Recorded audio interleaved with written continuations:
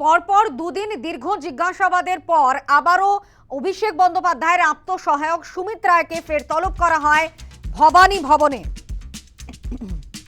ইতিমধ্যে আপনাদের যে ছবি আমরা তুলে ধরছি, যে শালবনির জমি দুর্নীতি মামলার তদন্তে সুমিত রায়কে আপনারা জানেন যে শনি এবং রবিবার টানা দুদিন শালবনির জমি দুর্নীতি মামলার তদন্তে দীর্ঘ জিজ্ঞাসাবাদ করেন সিআইডির তদন্তকারী আধিকারিকরা।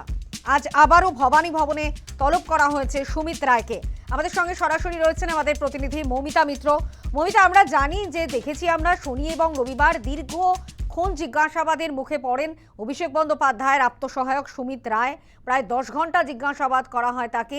আজকে আবারও তলব করা হয়েছে ভবানী ভবনে। কি আপডেট উঠে আসছে মৌমিতা?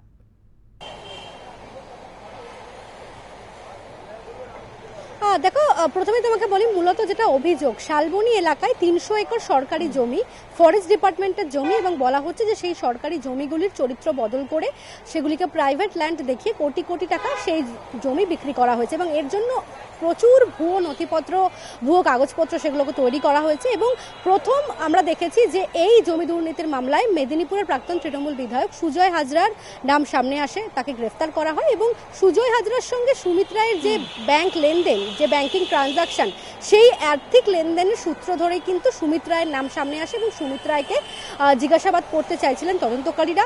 সুমিত রায়ের বিরুদ্ধে গ্রেপ্তারি পরোয়ানা জারি হয় এবং একেবারে লুকআউট নোটিশ জারি করে সিআইডি, কিন্তু দীর্ঘদিন তার কোনো খোঁজ মিলছিল না।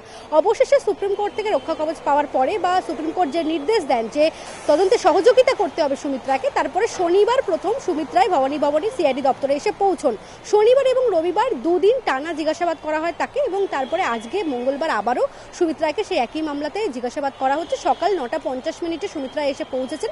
5 ঘন্টারও বেশি সময় অতিক্রান্ত। এখনো পর্যন্ত এই জমি দুর্নীতির মামলায় জিজ্ঞাসাবাদ করা হচ্ছে সুমিত রায়কে এবং যেটা সূত্র মারফত খবর, যে বেশ কিছু নথিপত্রকে সামনে রেখেই, আর্থিক লেনদেনের যে নথি, সেই নথি সামনে রেখেই তাকে জিজ্ঞাসাবাদ করা হচ্ছে। এবং এর আগে আমরা দেখেছি সুমিত রায় জানিয়েছিলেন যে সুজয় হাজরার সঙ্গে তার কোনো আর্থিক লেনদেন হয়নি, বা যে দুর্নীতিতে যুক্ত থাকার কথা বলা হচ্ছে সেখানে সেই অভিযোগ সম্পূর্ণ ভিত্তিহীন বলে সংবাদ মাধ্যমের কাছে দাবি করেন সুমিত রায়। কিন্তু তদন্তকারীদের কাছে যে তিনি বয়ান দিয়েছেন, তার বয়ানে বিভিন্ন সময় বিভিন্ন রকম তথ্যগত অসঙ্গতি পাওয়া যাচ্ছে। অর্থাৎ যে বিপুল অঙ্কের যে আর্থিক লেনদেন হয়েছে সেটা নিয়ে কোনো সদুত্তর তিনি দিতে পারেননি। আমরা একেবারে ভবানী ভবনে রয়েছে এই মুহূর্তে, সিআইডি দফতর, এবং এই নিয়ে চতুর্থবার সুমিত রায় তিনি কিন্তু জিজ্ঞাসাবাদের মুখোমুখি হলেন।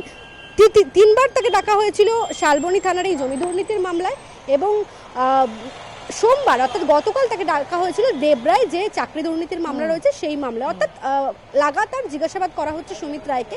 এবং জমি দুর্নীতিরকে ঘিরে যে অভিযোগ, যেখানে সরকারি জমি সেগুলোকে একেবারে তার কাগজপত্র বদলে ফেলে সেগুলোকে প্রাইভেট ল্যান্ড দেখিয়ে সেগুলোকে কোটি কোটি টাকায় সেই জমি বিক্রি করা হয়েছে এবং তার জন্য ভুয়ো নথিপত্র তৈরি করা হয়। এবং সিআইডি আধিকারিকরা যেটা মনে করছেন যে সরকারি আধিকারিকদেরকে এখানে কাজে লাগানো হয়েছে, অর্থাৎ ল্যান্ড ডিপার্টমেন্টের যারা সরকারি আধিকারিক তাদেরকে ব্যবহার করে এই ভুয়ো নথিপত্র সেগুলো কিন্তু তৈরি করা হয়েছিল।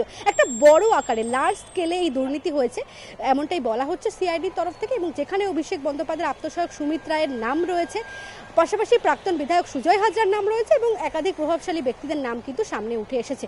সেই দুর্নীতিকে সামনে রেখেই তৃতীয় দিন অর্থাৎ তৃতীয়বার সুমিত রায় জিজ্ঞাসাবাদের মুখোমুখি হয়েছেন।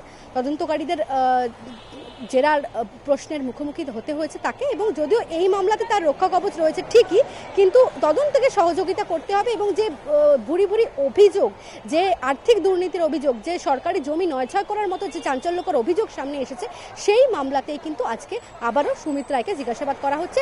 প্রায় 6 ঘন্টা হতে চলল, এখনো পর্যন্ত সিআইডি দপ্তরেই রয়েছেন সুমিত রায় এবং তিনি তদন্তকারীদের জিজ্ঞাসাবাদের মুখোমুখি হয়েছে। বেশ, ধন্যবাদ মৌমিতা। আপাতত ধন্যবাদ। আমরা কথা বলছিলাম, সরাসরি ছিলেন আমাদের প্রতিনিধি মৌমিতা মিত্র।